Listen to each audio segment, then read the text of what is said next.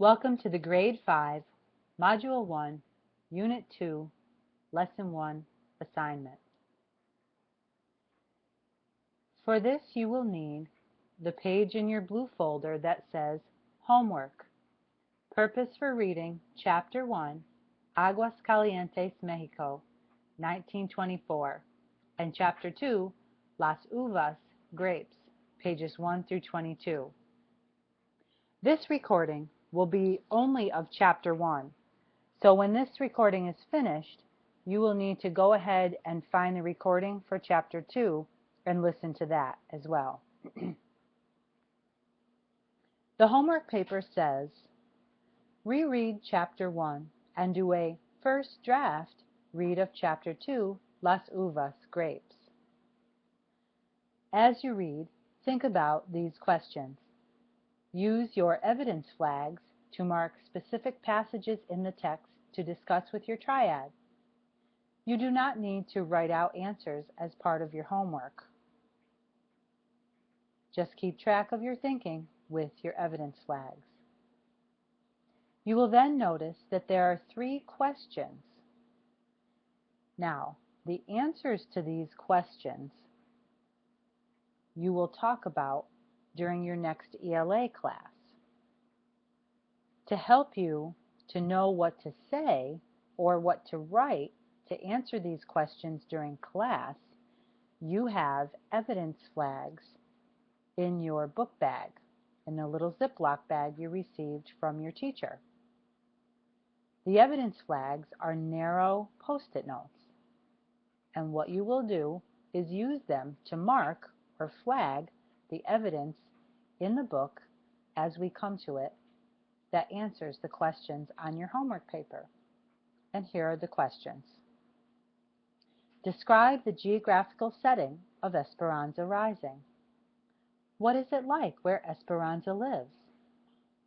Use details from the text to support your answer. So what you will do as we are reading along is flag the paper and put it in your book each time you come to something that tells about the geographical setting of Esperanza Rising, the land, what it's like there, where she lives, etc. Question 2 asks, what is Esperanza's relationship with her papa like? How do you know? Again, as we come across different parts of the story, we will be reading things that answer this question. You will use an evidence flag to mark the text. And what you're basically doing is sticking the Post-it note into the part of the book so that you can open the book and find that piece of evidence or the detail from the text. And you can write the title on it, Relationship with Papa. And put that on your Post-it note and put that in your book. Question 3. What is Esperanza's life like in Mexico? We will be learning all about Esperanza and her life in Mexico. And as we come to parts of the text that make you think something about what her life is like there, you're going to flag it with a little Post-it note.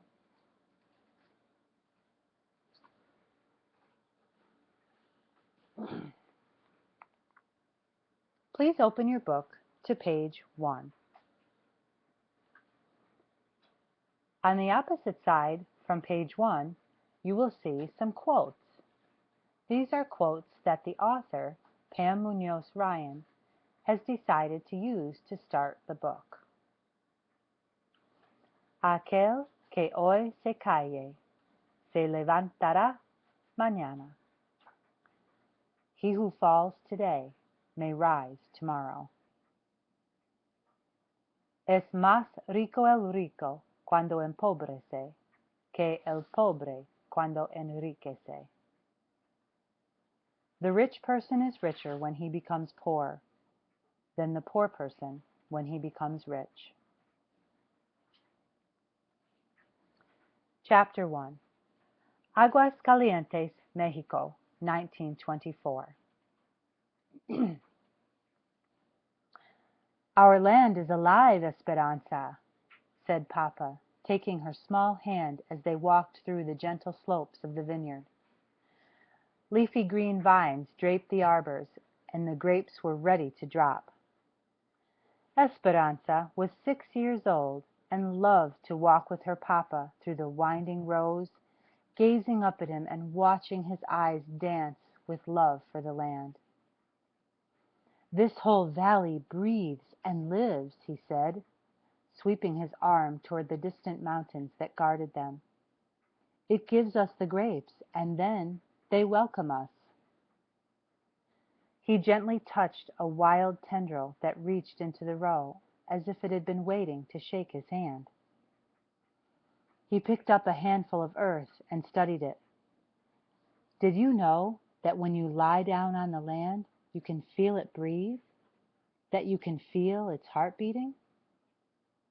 "Papi, I want to feel it," she said. "Come." They walked to the end of the row, where the incline of the land formed a grassy swell. Papa lay down on his stomach and looked up at her, patting the ground next to him. Esperanza smoothed her dress and knelt down. Then, like a caterpillar, she slowly inched flat next to him, their faces looking at each other.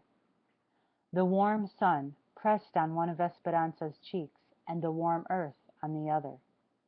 She giggled. "Shh," he said. "You can only feel the earth's heartbeat when you are still and quiet."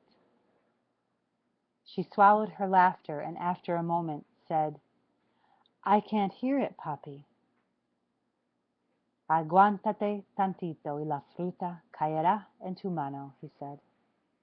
"Wait a little while, and the fruit will fall into your hand. You must be patient, Esperanza." She waited and lay silent, watching Papa's eyes. And then she felt it. Softly at first, a gentle thumping, then stronger, a resounding thud, thud, thud against her body. She could hear it too, the beat rushing in her ears.